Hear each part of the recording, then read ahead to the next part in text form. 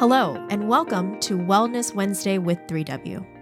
Wellness Wednesday is sponsored by 3W Medical for Women, a nonprofit medical clinic offering free of charge or low-cost reproductive health services to women in the Seattle area, regardless of income or insurance status. 3W does not profit off of the reproductive health choices women make. The information shared in this podcast is the opinion of the speaker or speakers. Medical information is not intended as individual medical consultation, but for general education only. Always consult your own health professional for personalized advice regarding medical decisions. And if you're in the Seattle area, consider making an appointment to consult with us. I'm Helen Nguyen, CEO and co-founder of 3W Medical for Women and the host of today's podcast. Hi there, Wellness Wednesday listeners. Thank you so much for tuning in. As always, this is your host, Helen Nguyen, CEO of 3W Medical for Women. We're joined today by very familiar people, and as they have become so much of a part of our community here at 3W, we want to share them as a community member to you as well. And we have Georgina here with us. She is Alejandra's mom, our content marketing specialist's mom. And Yes. We recorded this episode recently in Spanish for our 3W Spanish podcast, which is called, Alejandra, what is it called? Wellness Wednesday con 3W en español. All right, there you go. You heard it. And so I thought, you know what, we need to do one in English because the story that Georgina is going to share with us about her journey through having breast cancer. And then I wanted her daughter here with us, Alejandra, because I think the dynamic and the story unfolded for both of them very interestingly. Mm-hmm. And I know that there's listeners out there that have moms, aunts, sisters that have had breast cancer, and your experiences is also something really powerful to share and your journey with your loved ones. So thank you, Georgina, for being with us today. Thank you for inviting me. Yay. I'm very honored. Thank you. Yay, thank you. So Georgina, let's start with you and your journey through breast cancer. When were you diagnosed? I actually found out through a simple itch. Wow. I was on my way to work with a coworker, wiggling around, and she looked over and she said to me, "What is wrong?" And I said, "I don't know. I have this really uncomfortable itch." And she says, "Oh, you should go to the doctor." And, Okay. and I just kind of shrugged. Yeah, I don't have time for that right now. And the next week again, she asked me again, and she said, "You know what? Maybe it's something more serious." And I said, Okay. "You know what? It's just an itch. I don't think it's that big a deal." She says, "Well, let me ask you this." She goes, "How long has it been since you've had a mammogram?" Oh boy. Mm-hmm. It had been a really, really long time. I Like mean, how- my youngest daughter was 18. So That's how long you've waited? Yeah.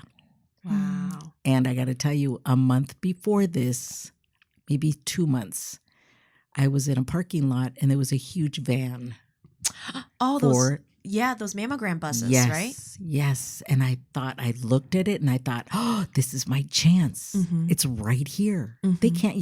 can't, I can't deny that I haven't done it for a while and that I really need to get in there. So I went and knocked on the door Mm-hmm. and they said, "Well, do you have your insurance card?" And I said, "Well, no, I didn't bring it with me." And she says, "Well, get your insurance card and then come back." Mm-hmm. She goes, "Or otherwise go to the clinic, and they'll see you there." And I thought, Mhm. "Oh, okay." Mhm. And I thought, I don't have time for this. Yeah. I thought this would have been perfect. Mhm. But again, my own dumbness that I didn't do it. Aw. So the third week, we're Yeah. driving to work, and I finally, Anita asked me again, and I said, "No, I'm going in." I said, "There is something definitely not right," Okay. because the itch that I had, it had just been obnoxious, just an obnoxious itch. Yeah. And by the morning, as a matter of fact, it was that week. Usually we would go to work on Thursdays, and it was that week that I realized the itching had gotten so severe that I ripped, that I actually tore my skin. That's how in my own sleep.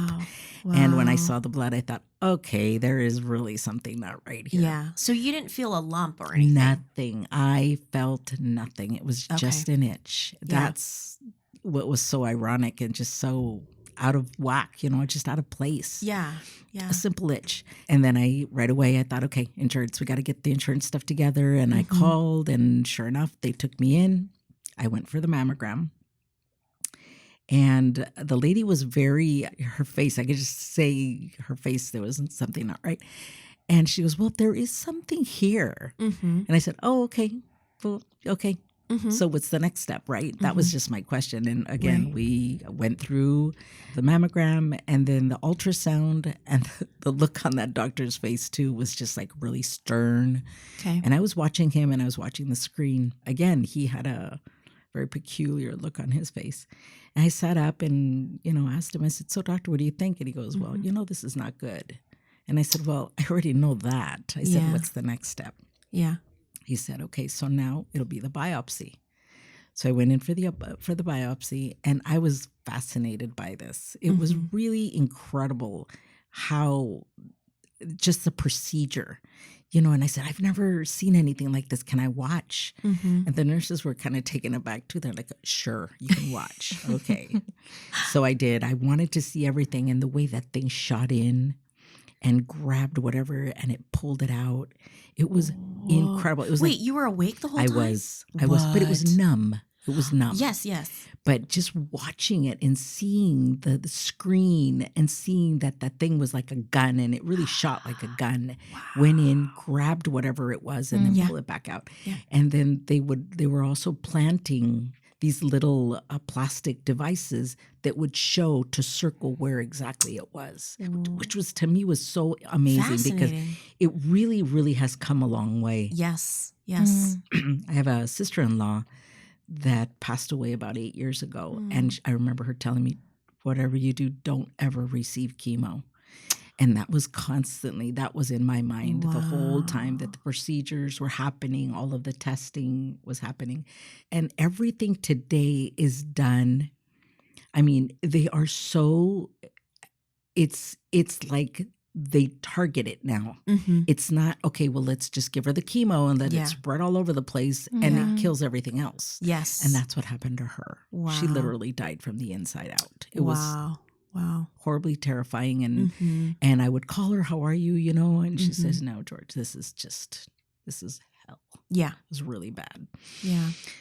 So, and I would see, and finally my cardiologist and the surgeon and everything that started to get involved into what was going to happen. My sister was right there, right there the whole time. She was taking me to the appointments and everything. She was amazing. And so were my kids. A lot of support with my family. It was wonderful. Finally, and that was November. And then so throughout all of December, it was test after test after test. So there were about 8 or 9 tests that I went through. By January, it was the end of January where all the tests were done. And beginning February, I believe it was the 1st, if I'm not mistaken. By February the 1st, I started my first chemo. Wow. And it was really, at first you don't feel anything, Okay. Mine were usually Tuesdays and Wednesdays. So I'd go in on a Tuesday to get blood drawn. Yeah. And then on Wednesday, that's when they would do the actual chemo. Wow. And the first time that we did it, my sister, it's a funny little story because she knows how I am an enemy of anything that's pills. I won't take them. And she warned the nurse, and she said, okay, well, we're going to start. She says, if there's anything changes, if you feel anything, just ring the bell and we'll come in and check out to see what we can adjust. And sure enough, I could feel the dizziness of the medicine, and I started to reach over to itch my skin, and my sister pulled my hand away. She goes, what are you doing? And I said, well, I just have an itch. I go, what's the big deal? She goes, no, wait, there's something there. And sure enough, it was a welt that started to form on the side of my neck. Wow. So she rung the bell and she says, oh, it's okay. We'll just give her some. Was it Benadryl or? Yes, it was Benadryl. See, I don't even know the names of these things. That's how bad I am. Or that's how good I am, maybe. I don't know. So she says, okay, well, we'll give you some Benadryl. And I'm holding this cup of tea in my hand. And she says, now you're going to feel a little bit dizzy. And in my mind, I'm thinking, if I'm going to feel dizzy, I better hand this tea over to Cindy. And I just completely collapsed. Oh my gosh. And they're both just laughing. And Cindy, my sister, says to the nurse, see, told you, she can't take anything. And I literally collapsed, but I could hear them. Yeah. And I said, look, I can't open my eyes, but I can hear you. And they were both just laughing. It was a fun moment. Wow. But as it progressed, my other daughters took turns. My son came, my brother came, and it was really wonderful. I felt very protected. I felt very loved. I felt just like it was just happening and I was just taking these steps. The actual hard part started, I think, about my third week, third or fourth. Gosh, maybe it was even into the month, but nothing was happening. I felt, gosh, this is pretty easy, So I thought. Well, what type of breast cancer did you have? What were you diagnosed with officially? You don't remember? It's totally fine. What stage? Do you remember what stage? Okay, well, that was another scare because they thought I had stage 4. Oh my gosh. And when they thought it was stage 4, they found a shadow in my bone, right in the middle. Collarbone? In my collarbone. And the next time I went to the appointment, that shadow was gone. Wow. So that was really amazing. So after that shadow from your collarbone disappeared, right? Did it go down a stage? Is that how it did? So it's stage 3 is what you were diagnosed with stage officially. 3, and it measured 7 millimeters because one of them was 3 and the other one was 4, and then there was like an attachment between. So they made it 7. Yeah, and it was. I don't know that it was on the surface but it also included the lymph nodes. Okay. So that was another layer of trickiness. Yes, because it was in the ducts, which was really interesting. Was it just in one breast? Yes, just on one side. Okay. Yeah. Okay. Yeah. So I went through the first 8 weeks of chemo. By the 8th week, it was bad. Yeah. Yeah. I had lost all my hair. I literally lost my nails and on my hands and my feet. Wow. They just fall off? They grew off. That was fascinating. That's interesting. Too. Yeah. It really was. And they were black. Wow. Yeah. That was really, really interesting because I had smashed my thumb like years ago on the car door. And I thought, darn it, I wish I would have had a camera to take a picture of this, And now I had another chance. It was like, wow, this is really cool. And on my toes, that was amazing. Yeah. Yeah. So interesting. Yeah, it really is. I mean, our bodies are so tolerable, They really do tolerate so much. And I don't think we pamper ourselves too much maybe. You know what I mean? That we don't realize how strong we really, really are because our structure is it's strong. It's resilient. That's the word. Thank you. Resilient. It's resilient. That is the word. Yeah. And I lost quite a bit of weight. I did. I got to the point where I couldn't swallow. I had welts in my mouth. Wow. I had welts in my feet. So it was really hard to walk.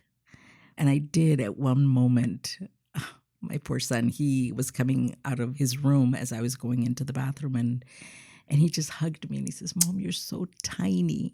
Oh. And I said, but I'm strong. Yeah. I said, I feel strong. I'm not weak. I'm strong. He says, okay.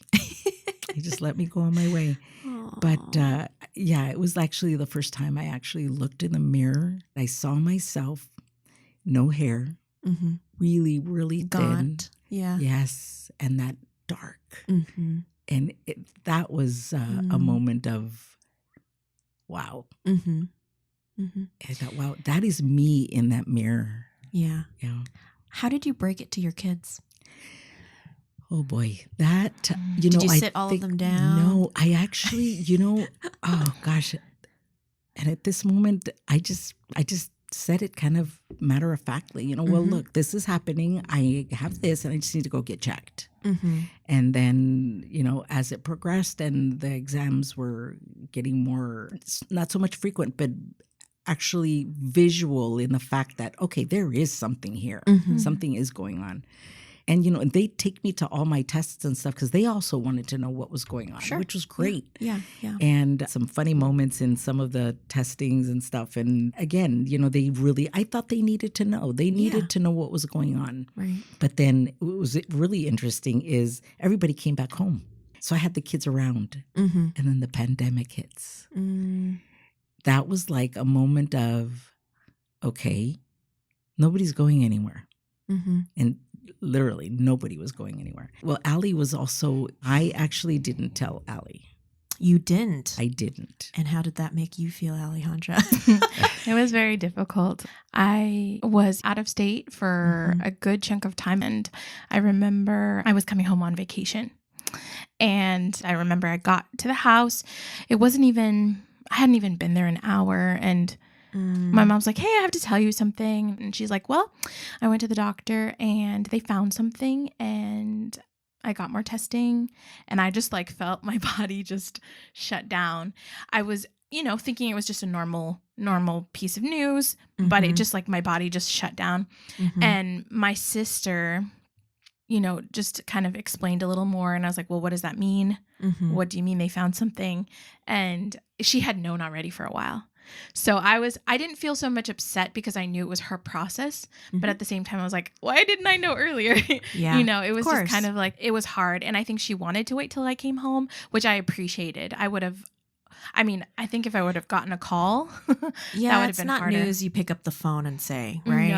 No. So it was, I felt grateful that she waited till I came home, but it had been a good chunk of time. You know, I came home December. She found out early November. So yeah, just receiving that news, it was really hard. And I was only home for about 5 days. And then I had to go back. And I was gone for a whole other 4 months. So ended up being 5 months because of the pandemic too. So it was early 2020 when she started her treatment. So yeah, that day was just foggy. I remember my other sister just crying a lot. It was hard for me to process it. I felt very numb. And so like throughout those days, it was just like, I have to go back and I don't want to. And so it was a very hard thing for me to kind of just like process in those 5 days and then have to go back. And then the pandemic hitting just didn't make it. It made it worse. Yeah. Just because of the distance and you know, her treatment starting. And I think I felt a lot of comfort because I would check in with her pretty frequently, at least in the first couple months, or like fairly frequently. And it was funny because my mom would say, oh, I'm doing great. I'm doing great. And then my sister would talk to me. And my mom didn't know. Yeah. But she's like, okay, Mom, I'm going to talk to Ale. Yeah. And she'd walk outside and she's like, this is what's really happening. And I was like, what a mom. Yeah. That's what moms do. So she was trying to protect, you know, of me course. not to worry. And in turn, you know, my sister was, which I appreciated. I knew my mom was trying to be strong, but I also wanted to know what was really going on because I thought, okay. And I had on my calendar, I had all her appointments. I actually happened to be home for one of her appointments with her doctor. And so I was there in the room with my sister, and I thought that was great because I thought at least I get to hear something before I go back. And so that was helpful for me to just feel involved in that way. And then, yeah, that was hard. Just like from a distance, just not knowing. I didn't experience what her first cancer treatment was. My siblings were heavily involved in that. My sister made a binder along with my aunt, and they took her to all the appointments. And so I just was hearing all these things.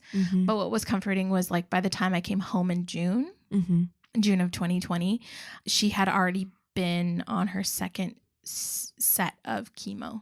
So I was able to be there, take her to appointments, help her with her surgery, taking care of her along with my siblings, and then all through last year doing just her recovery and then her radiation. So I felt really grateful to be a part of that last stage, which in a lot of ways could have gone both ways, you know, but it was just this like, and it was funny too, because it was like, we kind of felt a little lighter. Like it was summer. It wasn't as heavy. I was starting to like figure out what job I was going to be applying to, but I was so conflicted with her you know, being sick still. Yeah, You know, I remember that. Because I remember talking to you in August and she had just had her surgery. I was like, I just don't know what it's going to look like, you know? And so, but things just really started getting better as she started healing from her surgery and, you know, and I started working here at 3W in October of last year. And so it was it just all worked out very, very smoothly. Yeah. You know, it was just this really beautiful, just like a timing, transition. just a very, very soft transition. Were you worried at any point for yourself or your sisters? Oh, yeah. That this was, I need to go get checked out, or I need to be. Yeah. Like also. Yeah. Actually, I got aware. I got a scare pretty soon after I got back or from my visit. I got a scare. I found something. And I thought, what is this? There was a doctor close to where I was living at the time. So I just asked her some questions and she's like, you should be okay. And then followed up with a doctor appointment once I got back. But yeah. And I know that it's in our family. Yeah, like, it's predisposed. So our great aunts, I think, right? Or your great aunts. Yeah, all of them died of breast cancer. Yeah. But, you know, we also have to see their lifestyle. You know, in the 40s, everybody smoked. That was like the thing. And everybody drank. Yeah. Because that was what was available that was their entertainment. Yeah. And dancing.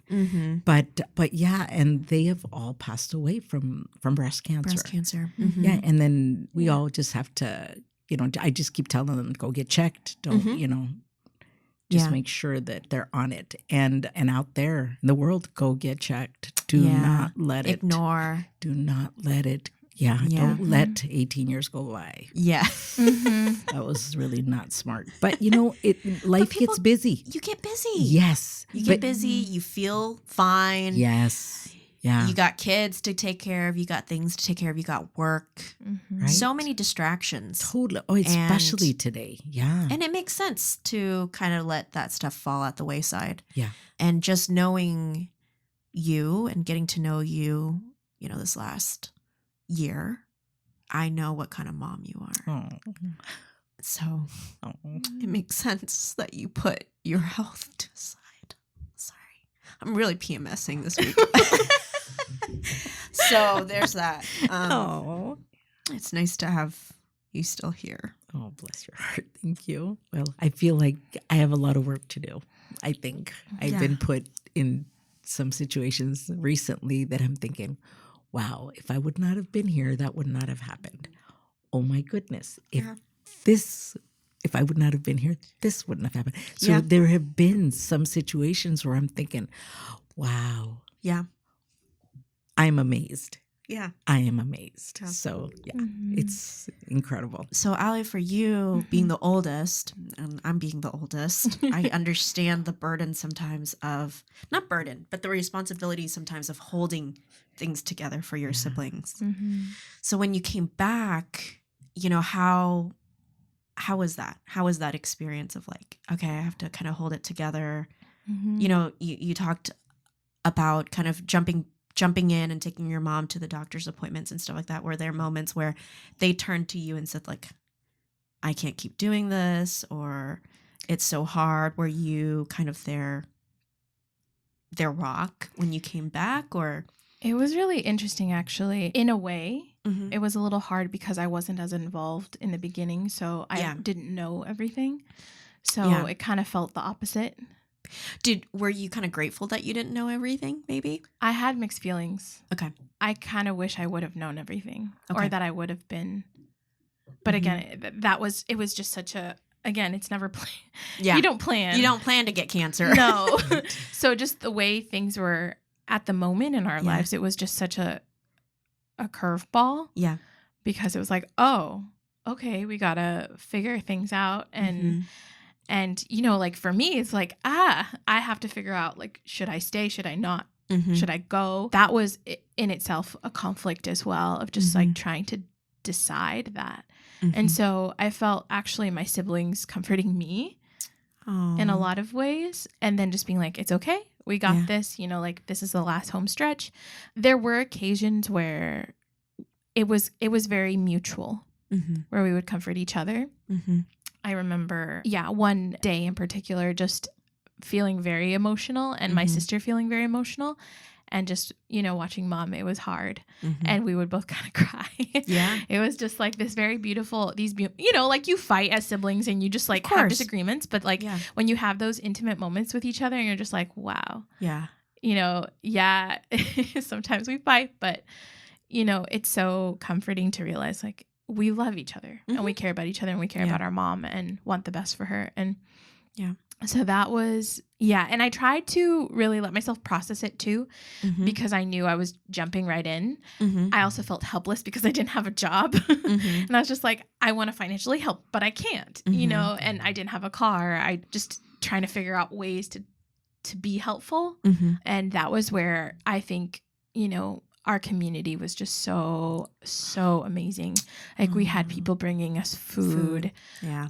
Asking us if we needed anything, like even some of my friends asking to take my mom to the doctor, so sweet. So you just saw, like, even as I was coming home, not having a job, not having a car, seeing how community really was there for us and just generous, like paying our bills, That was amazing.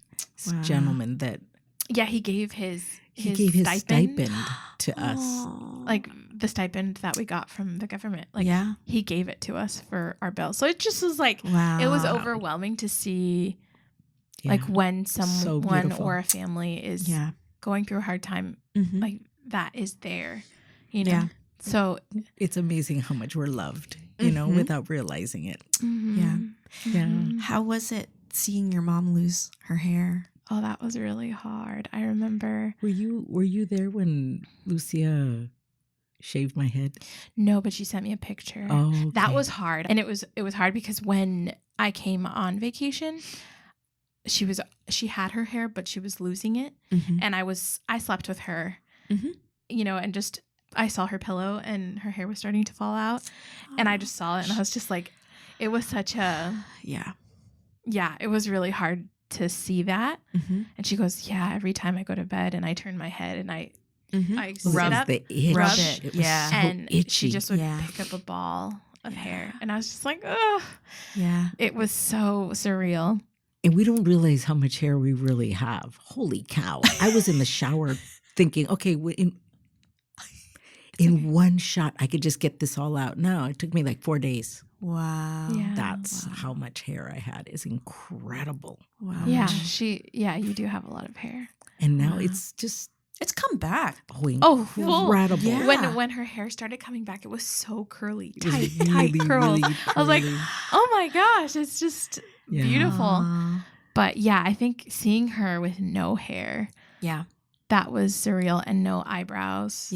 Or eyelashes. Eyelashes. I mean, all the hair on my body was gone. And she just looked so gaunt. Yeah. Skinny. Yeah. And so just even seeing her, when I would hug her, she was just really tiny. So Georgina, what did you, at the end of this, what did you learn about yourself? Gosh. Resilience. Yeah. Resilience, faith, just the love around that was just so freely given. There was a moment that I was scared. There was one day, and it was the day that I went to the mirror and I saw myself. And I remember thinking, okay, I have this. How am I going to process it? How am I processing this? And I came to the realization that I wasn't going to have a pity party. And it just became light. It was so much lighter. It was, and yes, therapeutic. That's the word. It is. Because I realized that I wasn't taking this on alone. And that's exactly how it felt. Even though it was hard, it was a gift. It really has been a gift. It's a journey that we're given for a reason. And sometimes we won't know what that reason is, and that's okay. And if we come to the realization of what that is, that's a good thing. And if we don't, I think that's okay too. But knowing that there are others suffering more than we are. Well, how privileged we are to be in a country where we have the ability to go to chemo and the answers, and we have the ability to drive to our appointments instead of biking or walking or okay. Amazing.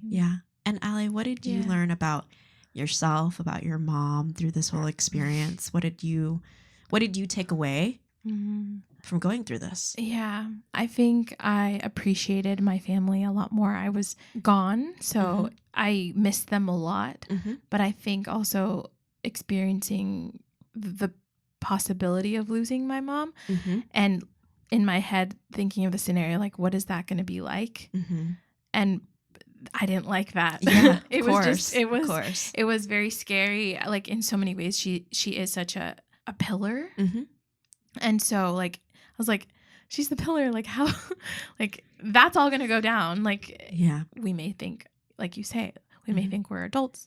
We have our things together. Like, in the end, like, she's still my mom, you know? Mom. And so I think I learned, the value of my mom as having gone through so much and being even stronger as she went through this cancer, and just really embracing it again, because we can take things for granted. And, for things that have happened in our life or just in general, processing that. And then as the oldest sibling, also just like looking at my weakness in that too, because you realize, like you say, oh, we have to be strong, we have to be together, but really just not being together. And when you allow yourself to not be, and when you allow yourself, or like when you have to collect yourself and say, okay, I might need to step into that maternal role. If mom doesn't make it out or something like that. Right.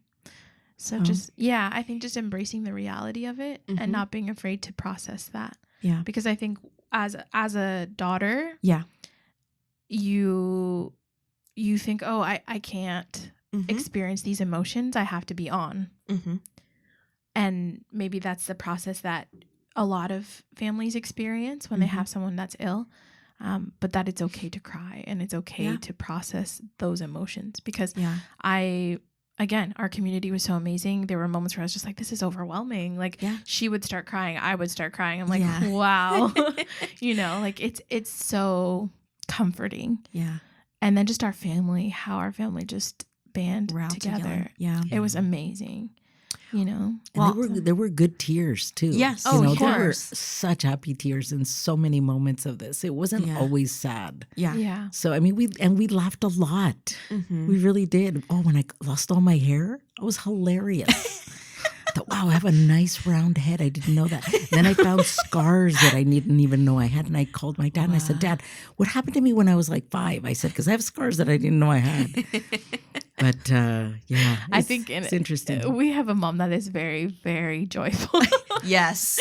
The cup is always half full, not half empty. Yes. So she was trying to make us feel better. And we're like, well, it's supposed to be the other way around. It's a mom thing, I think. I think so. Yeah. Well, I'm so glad that you did have a community to rally around you. And, didn't feel, I mean, I'm sure there were lonely moments, but they were short-lived, or you knew you can pick up the phone and call someone and someone would be there, someone would show up with food. Oh my goodness. And that's something so beautiful in the grand scheme of this very, very scary, very horrible healthcare situation, right? Oh yeah. And so, to kind of take it back to, our listeners out there who are experiencing something like this and you're alone. First of all, 3W gives free well woman checkups. That includes a breast checkup and a pelvic checkup. So if you're feeling something, come in and ease your anxiety and ease your mind. And our bodies sometimes are like cars and they need checkups. We need checkups, right? Absolutely. So come in and get your oil change with us is something we really, really recommend. And it's not being scared ahead of time or anything like that. It's just doing your due diligence to keep your body healthy. So we do that for free. And that's something that I think most women in our community should take advantage of. And then secondly, if you are diagnosed with something that you feel so alone, or you're far away from your family, or you don't have a good relationship with your family, or whatever the circumstances, we hope that we could be that family for you. We hope that we could fill that void, or that ability to just get you through this tough time. And it's not weird if you call us, and it's not weird if you just want to come by and share the burden or the emotions that you're going through. We've had patients that come back with test results that they don't understand and talk to our medical providers. I say, can you explain this to me? I didn't really get it when I was at the doctor's office because I was spaced out because it was too much to take in. Let us walk alongside you as you go through this. That's beautiful. You're not alone. Let us make you food. The girls here can really cook really good. So that's not anything odd or out of the norm for 3W to provide for you, and vice versa, because it's such an honor to be able to walk through that with you if that's what you need at the time. So thank you again, ladies, for sharing your story and being vulnerable with me today. And that's not easy to relive something. You're in remission now, or you're completely... Well, as of December 1st, I am cancer-free. So, yeah. Awesome. I'm in. Yeah. So great. So it's such a joy to be able to, now be included in this community and this relationship that you guys have. And I hope it never goes away. So thank you so much for joining us today. If you're going through any of this, please reach out to us. And thank you. I'm sure Georgina and Alejandra, if listeners wanted to reach out to you to ask more questions or something like that, you'd be open to it. Yes, absolutely. That's why we're here. Yeah. So don't be a stranger. And thank you so much for tuning in today. Until next time. For more information about 3W, please visit our website at 3wmedical.org. That's the number 3, the letter W, medical.org. From there, you can learn more information about the services we provide, book an appointment, or make a donation if you'd like to support our mission. You can also call our office at 206-588-0311. That's 206-588-0311. If you like this episode, please share it with others and consider subscribing on your favorite podcast platform so you never miss an episode. Thank you so much for listening, and until next time, stay healthy and be well.